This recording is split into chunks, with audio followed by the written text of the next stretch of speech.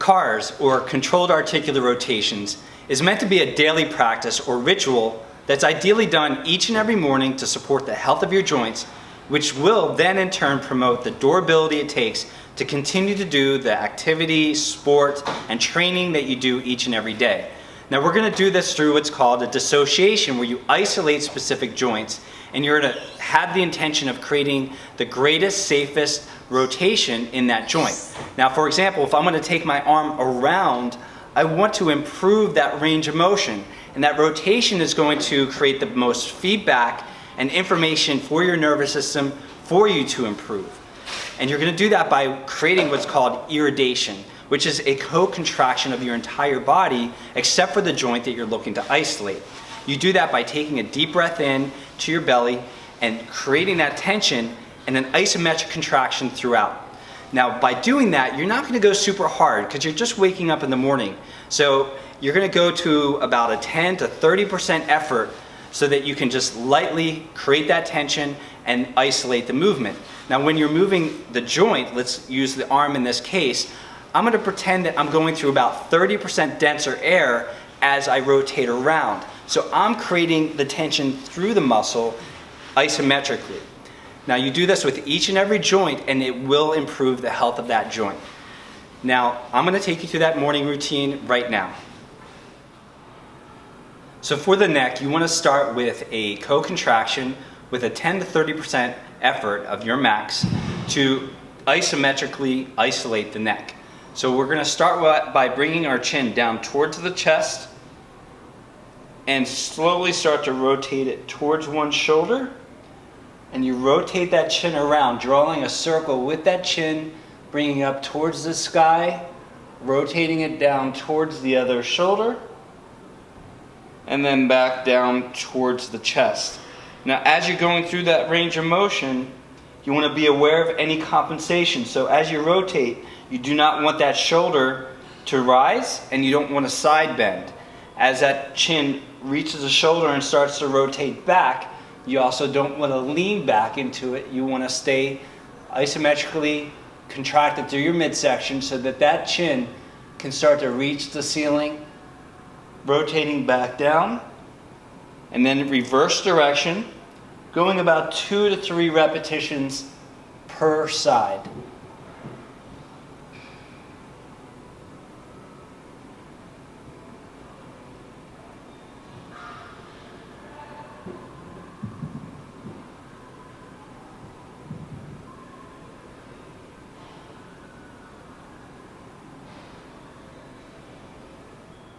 For the spine, we're going to start with that co-contraction of about 10 to 30% of your maximum effort. Then we're going to cross both hands over your shoulders. From here, you're going to flex forward one vertebrae at a time. And when you reach that end point, you want to make sure that your hips have not spilled backwards. You want to keep your hips in one place. You start to rotate to one side, then laterally flex. And as you're laterally flexing, you don't want to let those hips spill out to the other side. So you keep those still. You start to rotate back. And as you go back, do not let your hips spill forward. And the same compensations you want to make sure that you're not doing as you rotate to the other side. And then back down to the center. Come up back one by one. And then back down one vertebrae at a time. Rotate. Laterally flex, take it to the back, drawing a circle, rotating down, laterally flexing, and then back to the center. Now I'm going to reverse.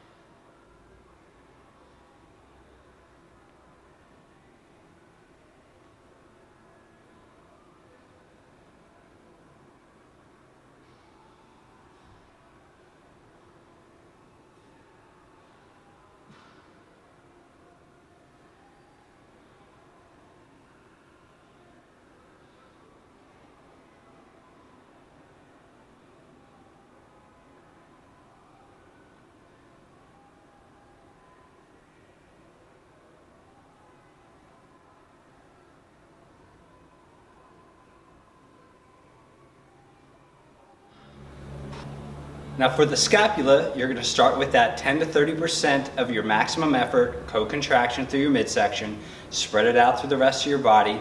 Now we're going to bring the arm up and out to about 45 degrees or like a Y position. And from here, what I'm going to do is I'm going to start to bring my shoulder up towards my ear, and I'm going to do this without side bending my head or leaning into it. Okay, so I'm bringing that shoulder up, keeping my head in one position. I start to bring that shoulder backwards, and as I'm bringing it backwards and down, and that scapula down into my back pocket, I'm also making sure that this elbow does not bend, and I'm also not side bending. And now I'm going to reach my arm forward, and as I do that, I also don't want to lean into it. I'm going to stay in one place and go through that range of motion.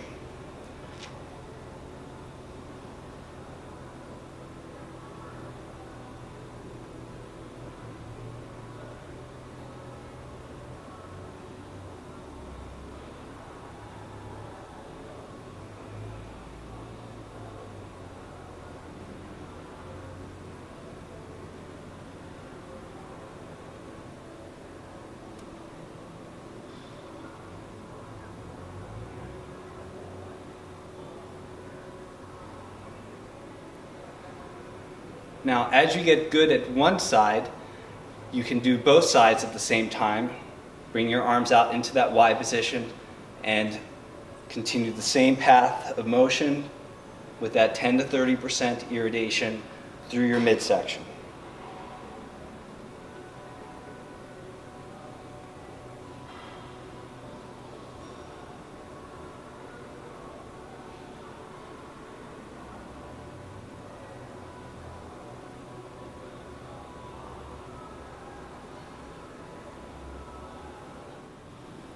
So for the glenohumeral joint, you're going to start with that 10 to 30% co-contraction. Then from there, you're looking to gain the greatest range of motion through the shoulder and that rotation as you come around.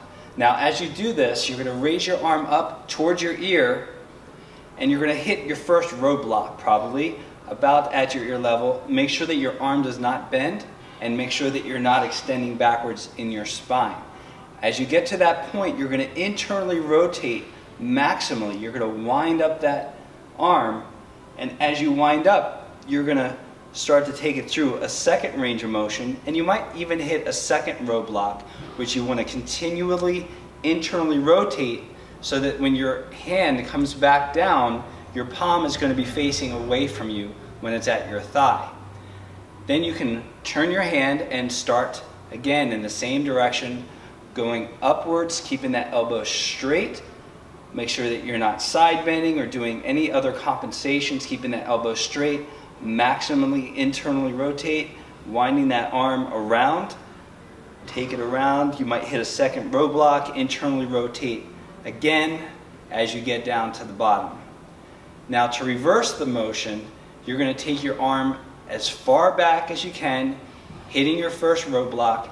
Then you're going to externally rotate as much as you can, bring it up and around, keep externally rotating, come up by your ear, and then back down. Taking it back, hit that first roadblock. Make sure that when you're reaching back, you're not leaning forward, you're staying tall. Externally rotate, winding that arm, taking it around, all the way up toward your ear, and then back down.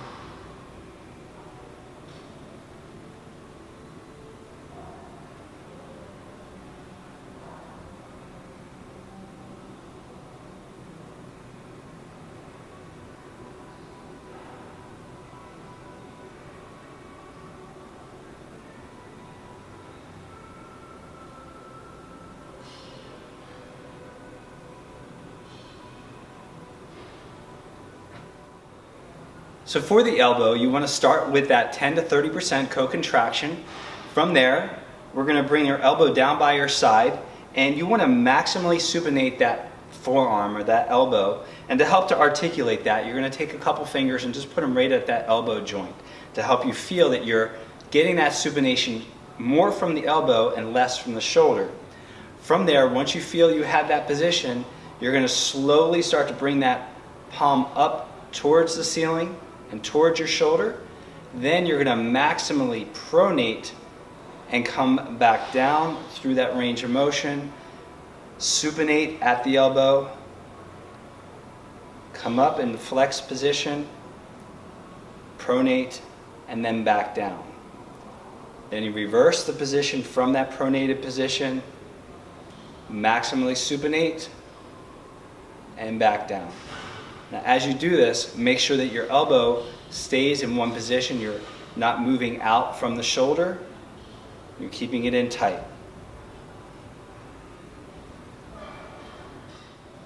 So for the wrists, you want to start with that co-contraction of 10 to 30%, and then we're going to park your elbow right at your side with a 90-degree angle in your forearm.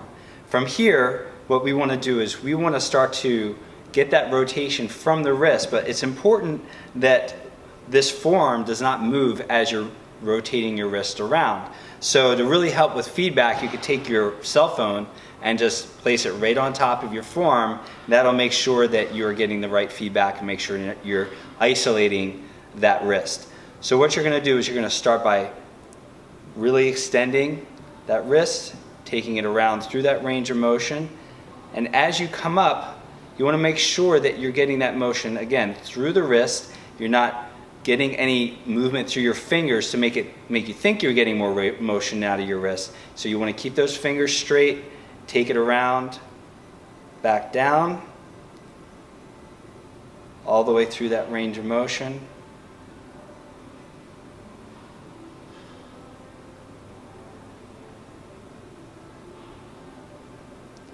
And then reverse after 2 to 3 repetitions.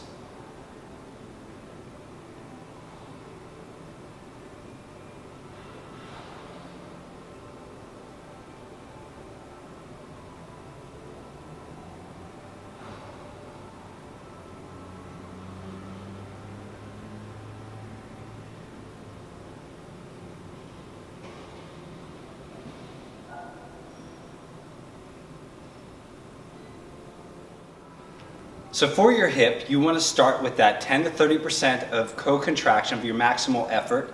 And you can utilize a foam roller, you can hold onto a wall or a rail, something to support your balance.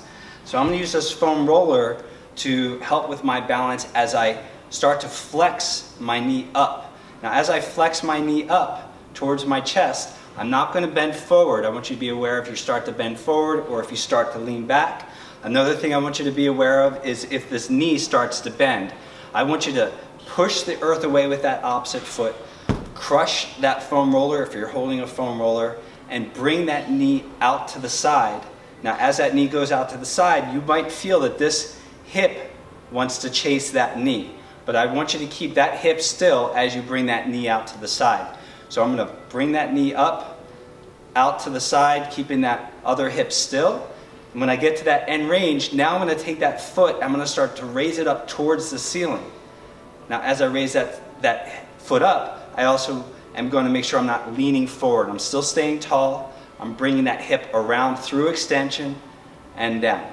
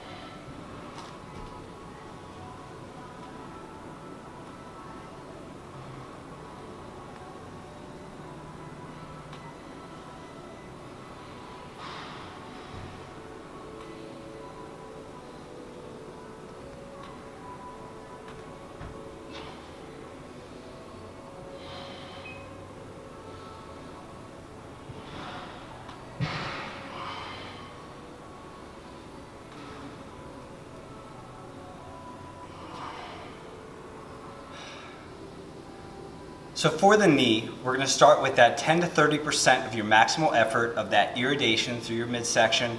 Create that co-contraction throughout the body. Now what we're going to do is we're going to create motion at the knee, which means that you're going to see motion at the tibia. And as you can see, that tibia will rotate in and out.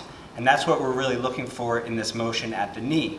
So what you're going to do is you're going to take one arm and put it underneath it and bring it up towards your chest, and you can brace yourself any way that you feel comfortable. Now what we want to do is we want to start in this flex position. We're going to externally rotate, and you'll notice that tibia moves outward with your foot. Then you're going to move through extension all the way through as high as you can get, and when you get to that motion you're going to internally rotate and then come back down into flexion and bringing that heel down towards the floor. Externally rotate that tibia, coming up, internally rotate, and down. And then reverse that motion, coming up in internal rotation, externally rotating out, and down.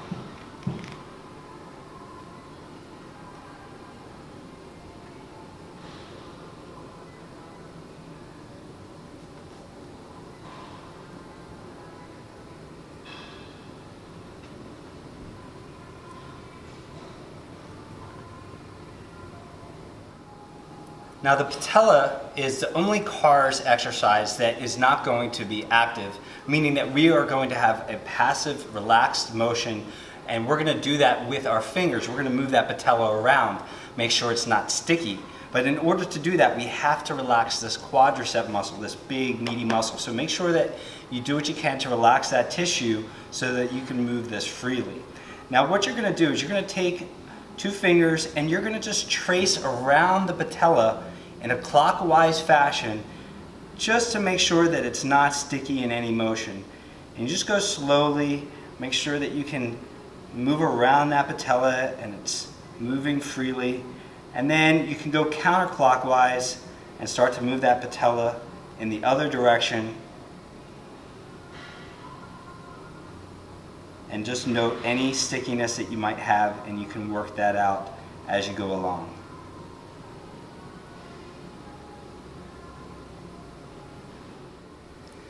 For the ankle, you're going to start with that 10 to 30% of your maximal effort in irradiation.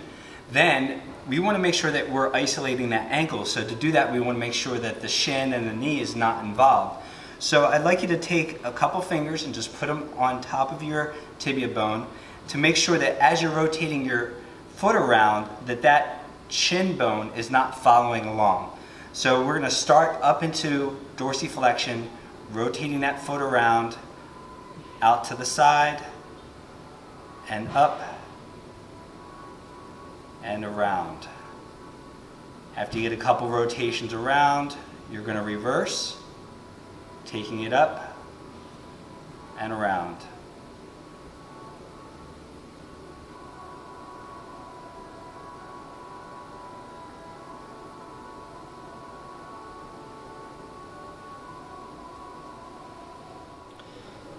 So for the toes, we're not going to get into any rotations like we normally would with the other joints, but it's important to start to get some articulation in these joints because they're stuck in shoes for most of the day. So it's good to get them out and start to get some movement through there.